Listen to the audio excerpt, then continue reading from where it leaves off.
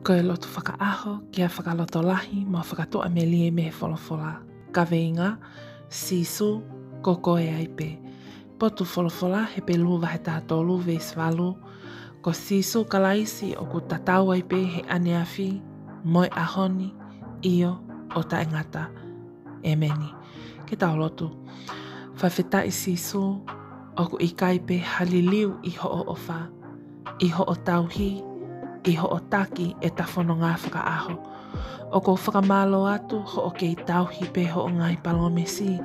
Ho o whakamahino ki a te au sisu o ku ke tatau ai pe he aneawhi, moi ahoni io o ta engata. Io sisu ko koe pe ia mei he kamataanga o hao ki he itaniti a he awhiona. Tao pe mo koe sisu he ko koe pe toko taha. Te ulawa ke tuu ai e ko amanaki, ke whalala ki a te koe he taimi kotoa pe, he taumaya e wheliuliwaki ho o ofa. Io, sisu ko koe ai pe ia, o lawi kuonga, pe a taingata. E meni. Whakamalo at ke te koe, o ko ke kau mai ki ta lotu huwhia he houani. Ia ku lau e wholofola o e aho koe ni, o ku ne whakamanatu mai ki a te au, ko e whanonga anga o e mamani koe ni, o ku wheliuli waki pe he aho kotoa pe. Pe ko e te whiohi mo hoto whamili, mo hoto kaunga mea, ko hoto ofa anga, pe a ko e aho kotoa, o ku tō mo hopo pe whanonga anga ia. O ku iei e aho o ku alo maalie, iei e aho o ku alo tāmaki, pe iei e aho o ku te whiewhia, pe iei e aho o ku kaipe ke te mau hanonga mo ha whie maalie. Kai maalie ai uki e aho ko e ni, o ku ne whakamahino mai, ko e toko taha pe, o ku ikai wheliuri waki he mo'uini. Sisu ka laisi pe.